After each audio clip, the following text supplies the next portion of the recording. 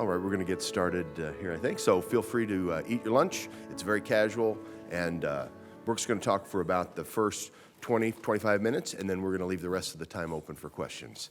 So first, let me introduce Beth Mead, our Executive Director. Thanks, everybody, for coming today. We're very happy to have you all here and happy to be talking about our new program. So I know a lot of you in the room. For those who don't know us, we are the Local Impact Alliance, which includes the community foundations of Canton, Plymouth, and Westland. And part of what we are supposed to do as a community foundation is to keep our pulse on the finger of the communities that we serve to make sure that we're meeting the needs. Sometimes we do that through making grants. Other times we do that with partnering with other organizations in our community to create programs to meet those needs. And prior to COVID, we started with the Canton Chamber, the Workforce Innovation Alliance, and then COVID shut all of that down. And afterwards, we came back, and we were very blessed to get a very nice grant from Community Financial Credit Union because they saw the need also to create this pipeline. So I got back together with Thomas, and we started putting our heads together, and we knew that the one person we needed to complete this was Brooke. So we grabbed Brooke and brought her into this, and I think it's going to be an amazing program that's going to help both our students and our small businesses, and now I'm going to turn it over to Brooke. Actually, I'll turn it over to Dave. Actually, let me tell you a little bit about Brooke. So Brooke is the founder and president of Adaptive Creative Solutions, and they provide strategic planning and project management for organizations who need to transform the landscape of workforce, talent, and education. Brooke's known throughout the region as a first-class leader and driver of engagement, specializing in talent pipeline management and K-12 business partnerships. She was identified by the U.S. Chamber of Commerce for the inaugural Business Leads program and has been featured in both the Employer Engagement Toolkit and the Intersector Project. She's a graduate of the Michigan Political Leadership Program and endorsed by the Michigan Talent Pipeline Academy. She's my colleague on the board of the Canton Community Foundation and is now the program director of the newly created Future Fit. Today she's going to talk about bridging the student and employer gap. So please help me welcome our speaker today, Brooke Franklin. And big thank you to Beth and Dave. Can everybody hear me okay? Okay.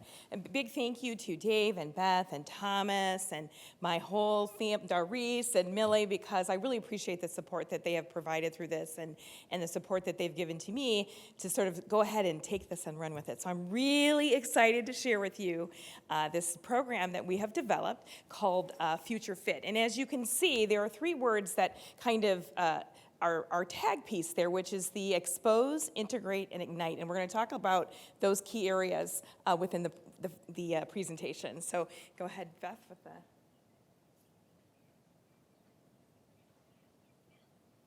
Okay, so one of the things that Beth had mentioned from the beginning is we had pulled together our partners, and Community Financial was a huge supporter. And as Beth said, there was a great need for this opportunity. So they really encouraged us to sort of think outside the box and figure out a way to make this happen within our communities. So we're really excited about that. Again, this is a forward-thinking project, and it does bridge that gap between business and education. And you'll learn more about that as we keep going. Okay. One of the first things we want to talk about, which can be very, very frustrating, and we know it's been frustrating, right? Pre-pandemic, and then we went through the pandemic, and now we're still dealing with it. And that's those industry pain points. And as you can see up here, there is information about what does that look like across the nation. Can everyone still hear me? Okay. So 83% of human resource professionals said that they have trouble finding suitable job candidates, right? I think we've all heard that in this room. 40% of employers can't find people with the skills they need, even for entry-level jobs. Well, I'm sure we've all heard that one. 41% of employers say entry-level roles are the hardest to fill. And I think in our neighboring communities, right, that happens in our community and some of our neighboring communities. And then 60% of employers said that job candidates show a lack of preparation for the roles they seek. So we have gone to work to try to impact, while that is national data, we've gone to work locally to impact that data. Next slide. I apologize. Okay, I can do that.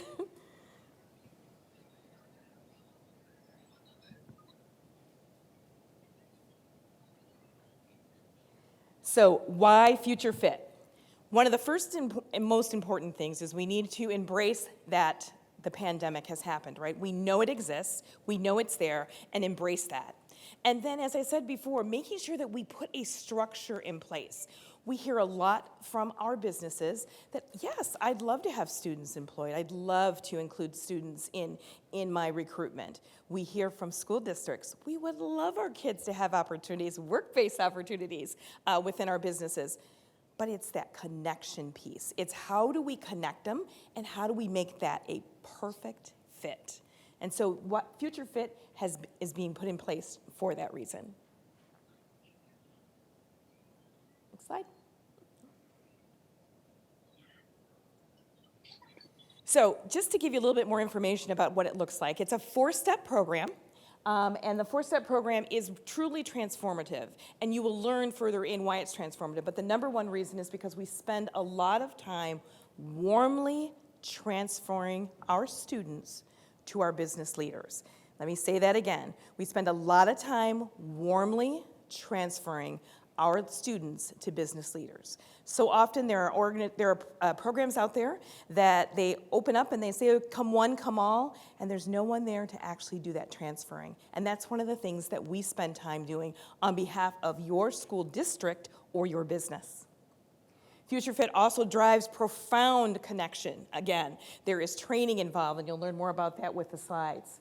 And then the best part about this is, and I think this is where we feel very excited about, as they complete the program, at the end of the program, they are awarded a scholarship.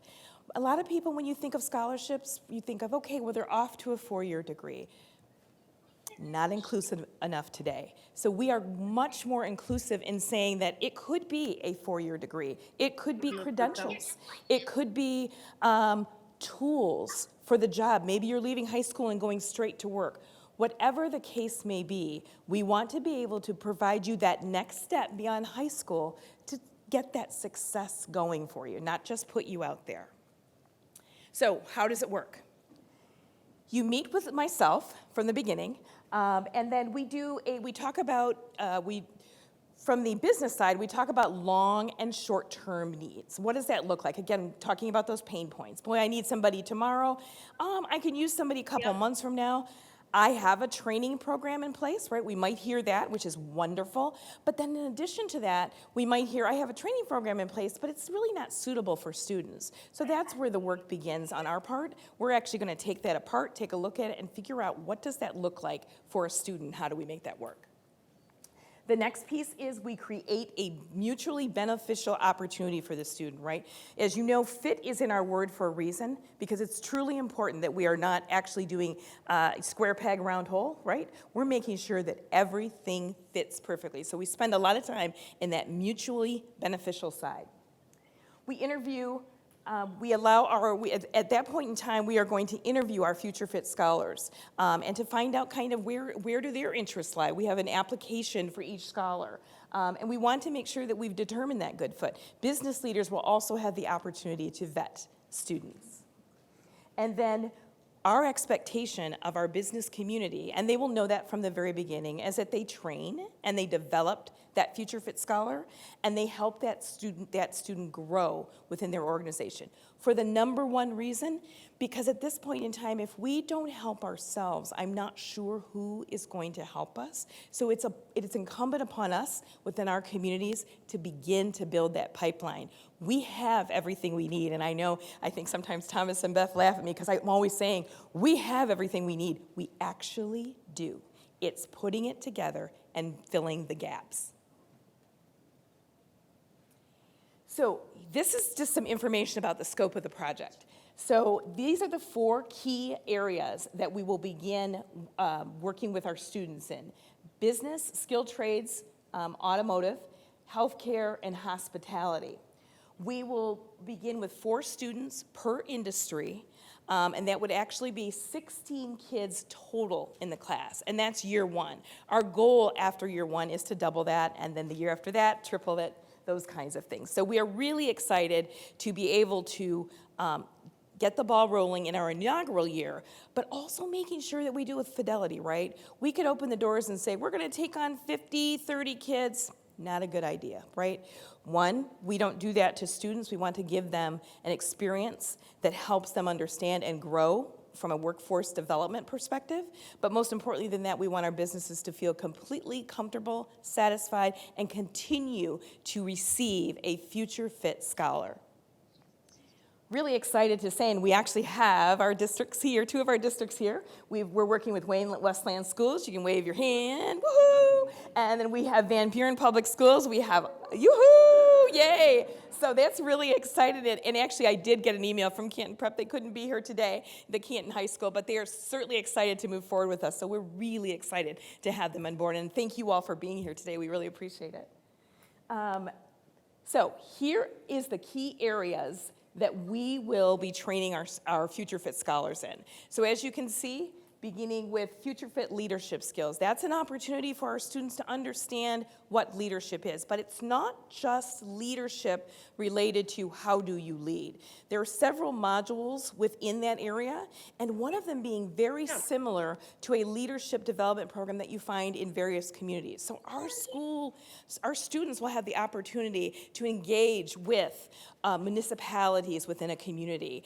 They'll be able to engage with various police, fire, all of those organizations to better understand how do those systems work, right? Because if you live in a community and you understand how it works, the likelihood of you getting involved and being a part of the community goes way up. So we want to make sure that we are instilling that in our students. The next one is the critical skills area. So critical skills is a title that we gave that probably 2 years ago. The reason why we call it critical skills, it's actually soft skills. We are talking about soft skills and hard skills, those kinds of things. But the reason why we call it critical skills is because we often hear from our business community that the one thing our students do not come to the front door with are soft skills. And so we find that critical skills, that means in order for our students to move forward from being a future fit scholar to being fit to go into one of our businesses, we want to spend a great deal of time on that. And as you may or may not know, over time, critical skills have different names, right? So today we're calling it something else. And it first started out, it was just making sure that you could present yourself well. Well, now it has a new name. So really helping the students understand, because they may, in fact, go into homes that would say to them, oh, well, that's, and absolutely want to make sure they can draw the correlation of what the expectation is for a student with critical skills. The other piece is obviously the netiquette skills. Okay, so we call that in our K-12 system as digital citizenship, right? Making sure we're taking care of business in the right way on the internet and we're not doing things we're not supposed to. Well, we're gonna go beyond that, right? Because netiquette is huge. This is the second top I should say, I hate to call it a complaint, but concern our business leaders have around our students coming to work is netiquette. Understanding when it's time to actually be on the phone at work, understand how emails should be sent, right? We're not doing all capital letters, those kinds of things. And using capital letters when they're supposed to be used, right? We've had some employers tell us that that has gone on, and they were really shocked. The other piece is, it's called fanning the flame. That's another piece that they'll get taught. That is one of the netiquette pieces. Fanning the flame is, oh my gosh, look at those shoes she has on today. Can you believe that she's wearing that? We don't do that in a business setting, and we're going to make sure our students understand that that is not acceptable, and so we are going to make sure we spend a great deal of time, again, on netiquette, the importance of what happens on your laptop, but also on your phone. And then that last area is a key area, that life skills area, right? We often talk about it. We get concerned for our students that they haven't had an opportunity for life skills. Well, what's great about this is we already have a wonderful module that's going to be in place. And I don't know if you are familiar with it. Community Financial does a life skills, right? Wayne Westland's nodding their head because they actually do that. And they do, it's like a simulation. So a student is given a profile and they may, I'm 42, I've got 3 kids, I have a job and I make $80,000, I've got to buy a house, buy clothes, pay utilities, all those things.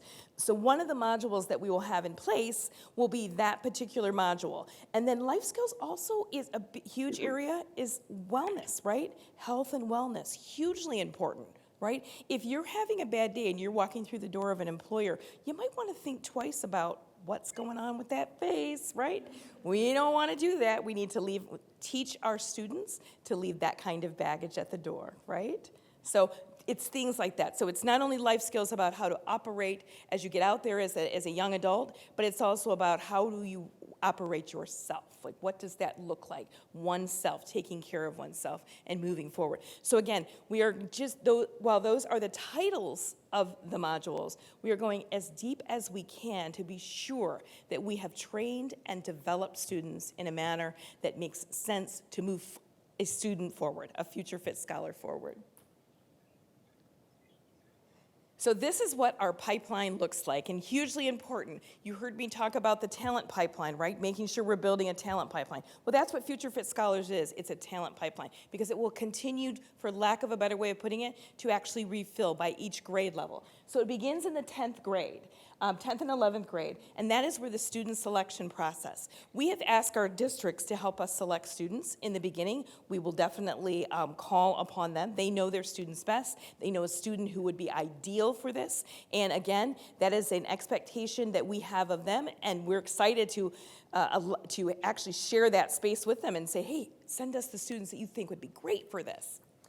The next piece is, and very, very important, and that's actually why it's a little darker than the other ones, is because Beth, Thomas, and I, we do not teach the training. It's all employer-led.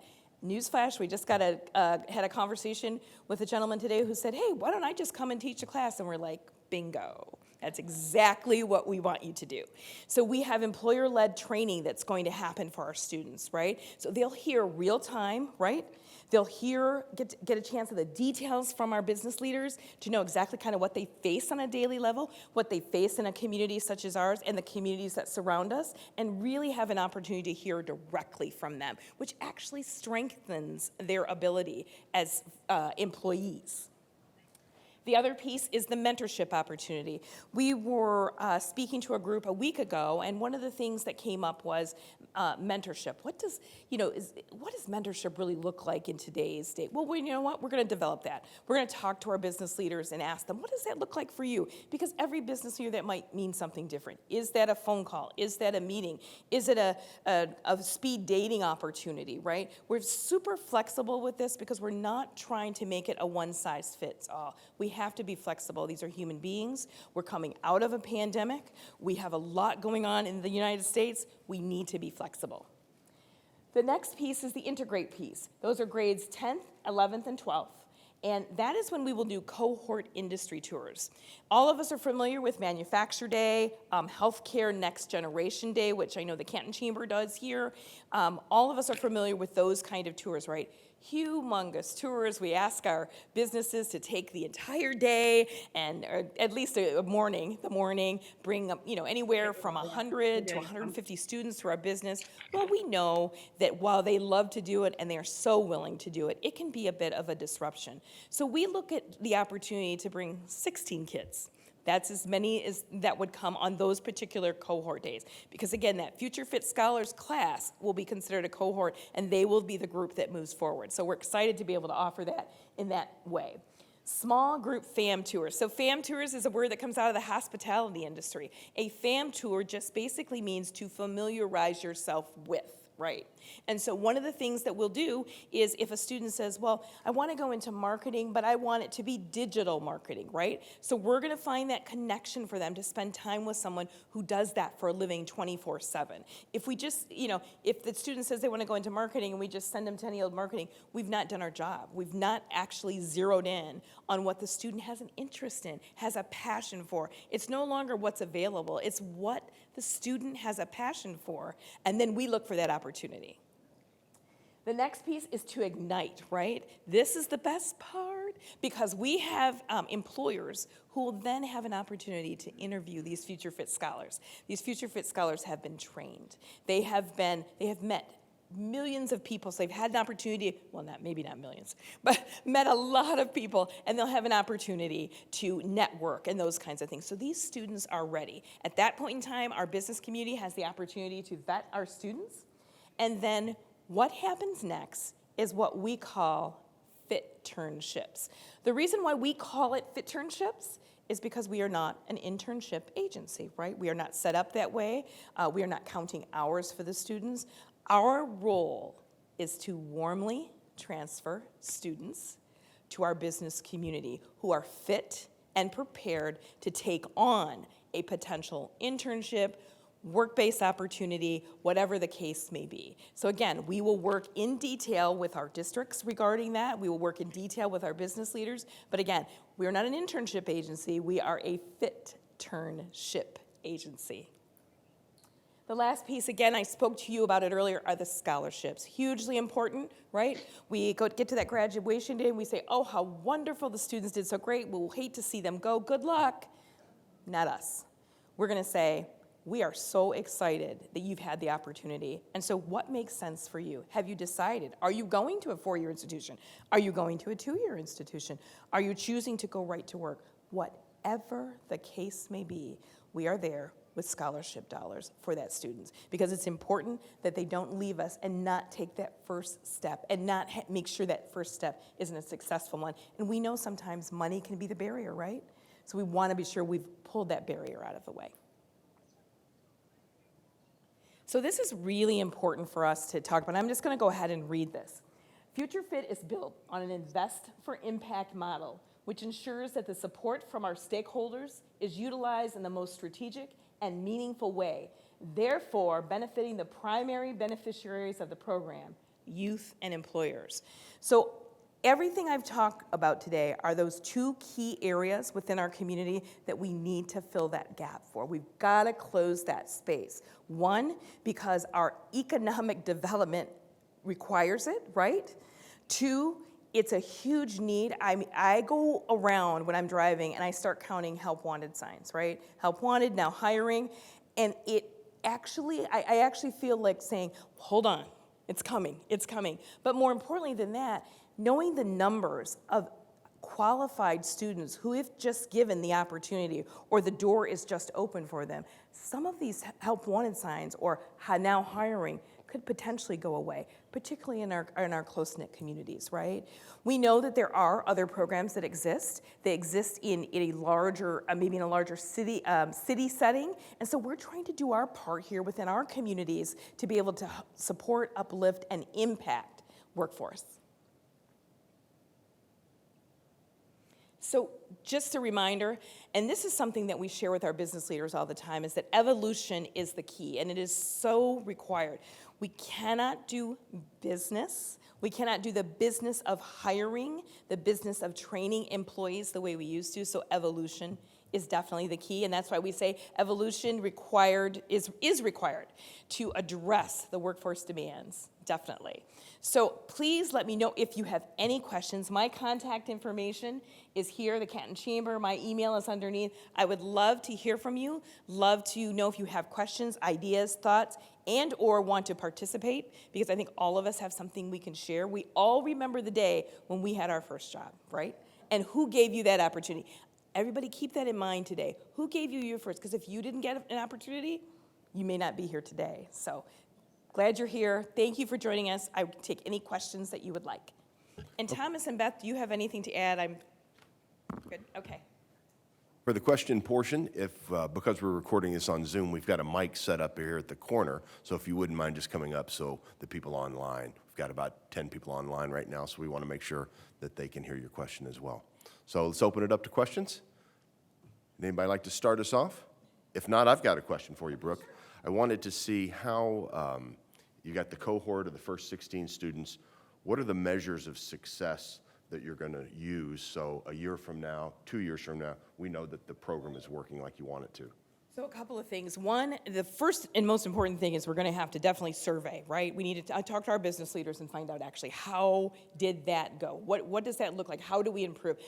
Continuous improvement for something like this is really important. Why? Because it's human beings, and we need to make sure that we're taking that. So one of the things is getting that measurement, right? Surveys, understanding how things went. I think the other way to measure success, if we can reduce, from a workforce perspective, if we can impact those numbers, right? Paying close attention to the data within all of our communities that we will be serving, because you saw we have a number of districts we're working with, being able to impact that data and really staying on top of that. Because it's hugely important. We're not doing this for our health. We're doing this to impact and change the course of direction as it relates to an opportunity for businesses to have their roles, fulfilled, their positions filled.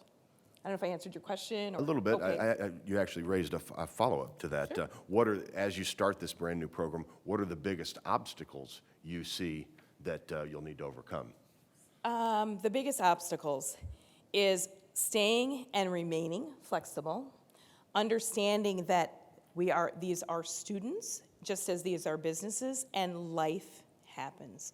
We no longer can actually pretend like, hey, I've hired you, deal with it. Nope. Our students are demanding relationships with our leaders. So the biggest obstacle is to help our business community understand that a relationship is hugely important. That's why we're spending a great deal of time on the relationship piece through our training, through the employer-led pieces.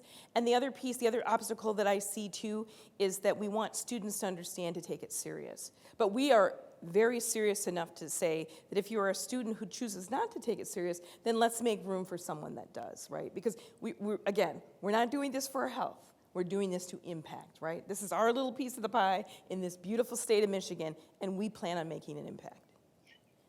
Any more questions? I have a couple questions on the Zoom. For those in the room, if you could use the speaker at the end of the counter there so that we can get you on Zoom, that'd be great. The first question on Zoom is, when do these trainings, meetings take place, during the school day or after school? That's a great question, and thank you. I didn't mention that. So we look at that again as a flexibility issue. Each student will have their own set of hours that they have available. So we see this potentially, it could happen during the day. We know our high school students can sometimes get out around that 2 o'clock hour, right? So maybe they could head to a job by 3 o'clock, 2:30, depending upon the location. Maybe there's some students, because maybe they're involved with sports, maybe for them it might be a 4 o'clock to 9 p.m. It may be a student who's a Future Fit scholar who has joined our program, right?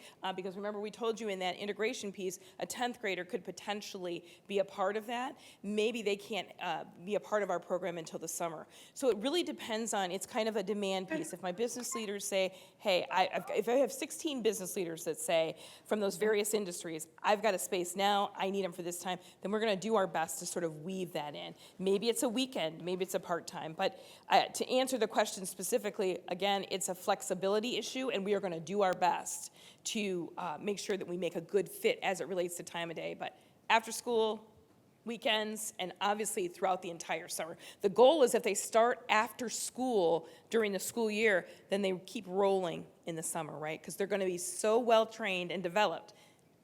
This employer is going to say, and by the way, when you get out of school, you've got your position. That's the goal. We have other questions. Please come on up to the mic. Yeah, thank you.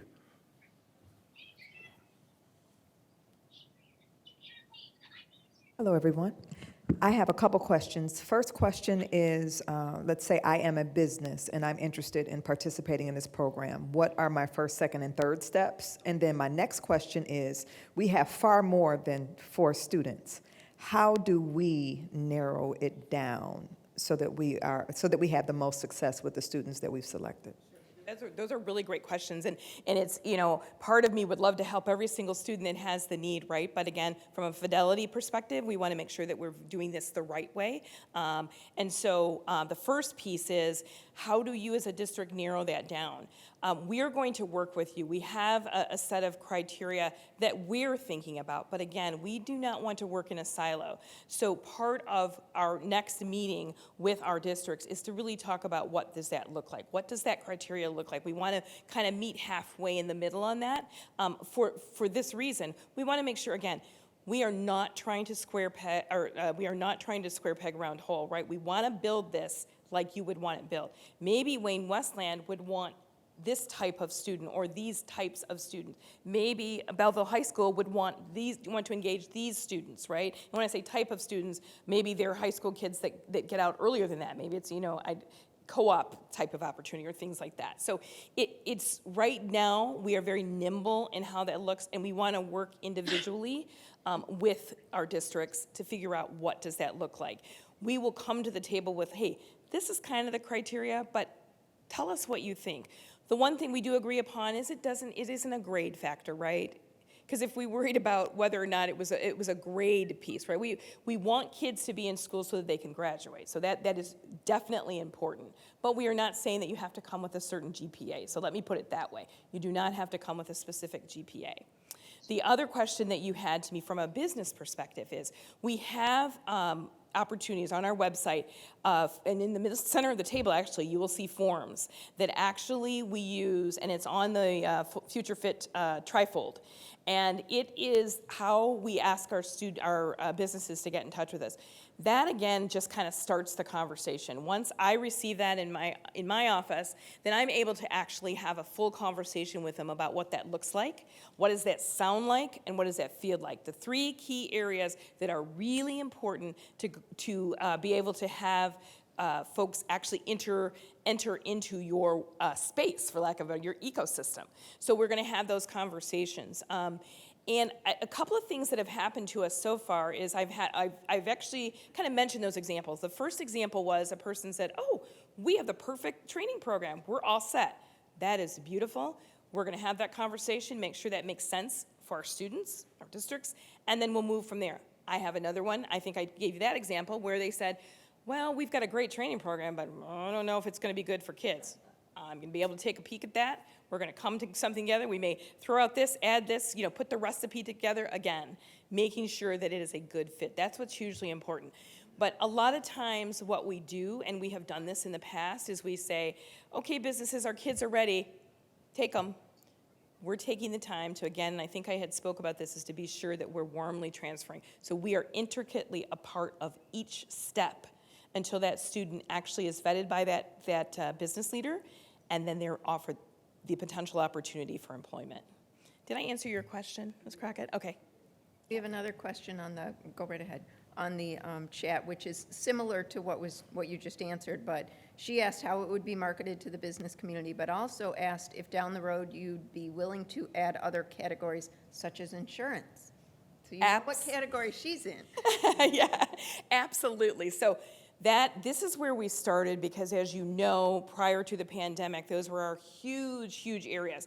Also, the hospitality piece was very big, particularly in our contiguous communities too.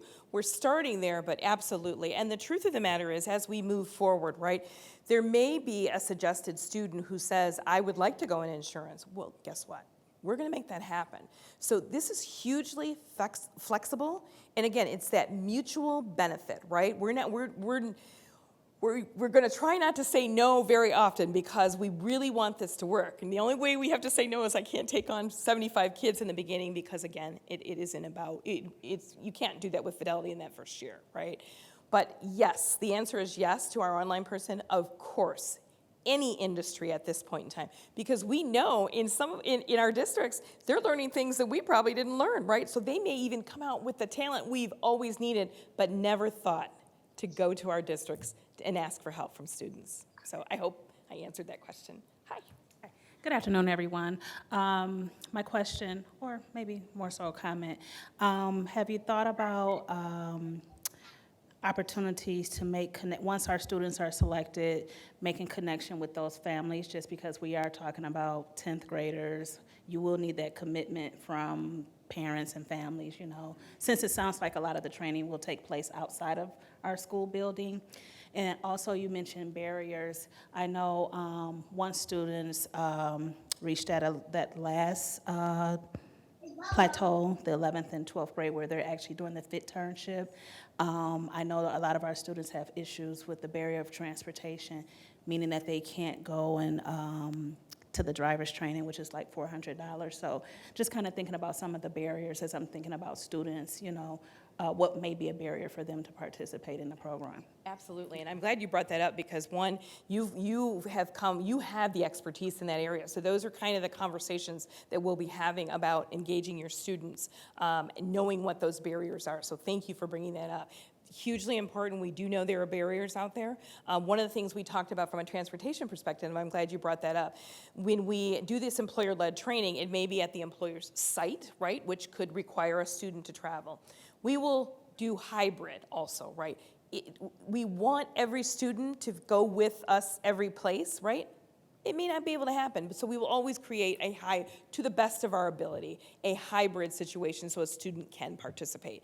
We do know that transportation is an issue. We have employers that have actually brought that up too, like, well, what about transportation? So again, that's something that we will chip away at as it comes. We will definitely deal with it. But I'm glad you brought that up, and it is a piece of something that we've been thinking about. Now, you talked about the families. Oh, I'm a big believer that you have to bring the families along with us, right? Because we can say all that we want, we can do all that we want for the kids, but if they're not getting support at home from their families to do this, it may not happen, right? And it may not happen in a manner in which gets them employed and helps our business community, right?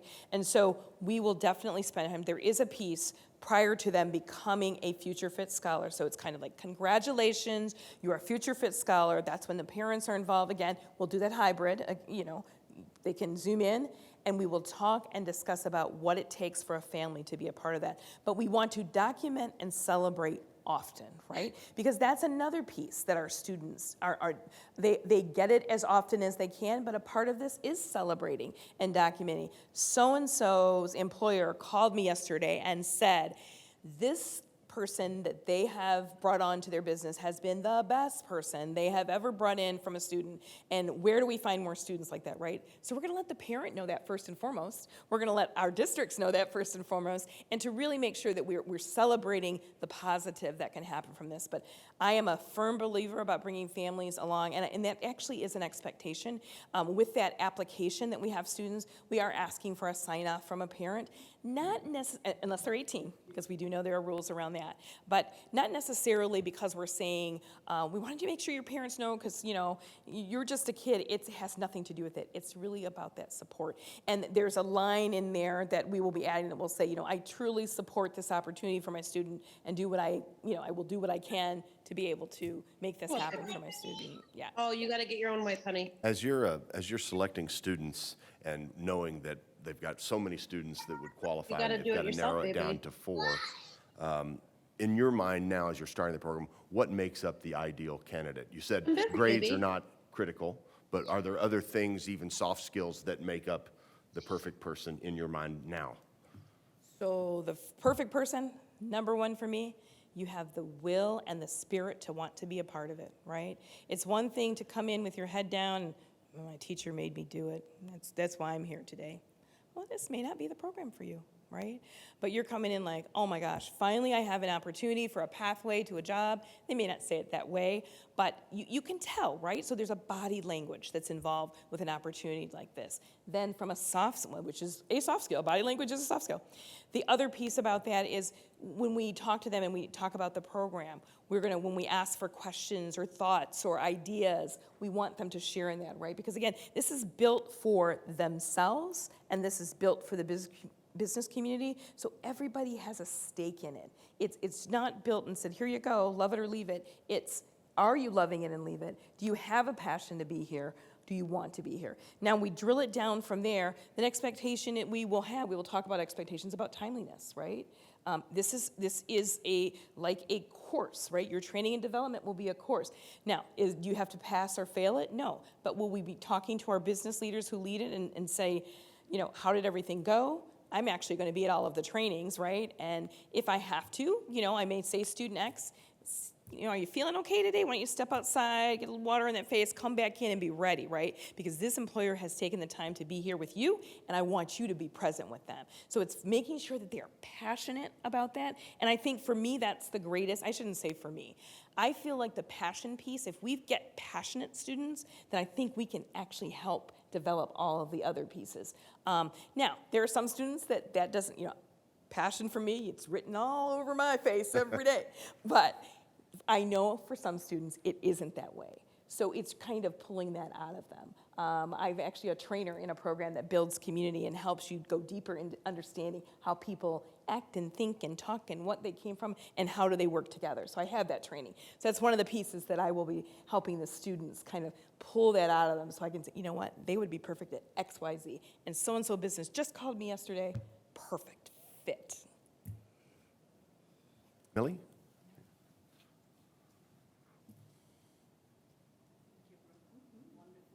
Presentation. But quick question. Now, when the students apply, they are at an age like 10th grade, 11th grade, a lot changes. You know, they think, oh, hospitality is the industry for me. But as they grow up in 12th grade, manufacturing. So how do you, I'm sure you must be planning something like this happening.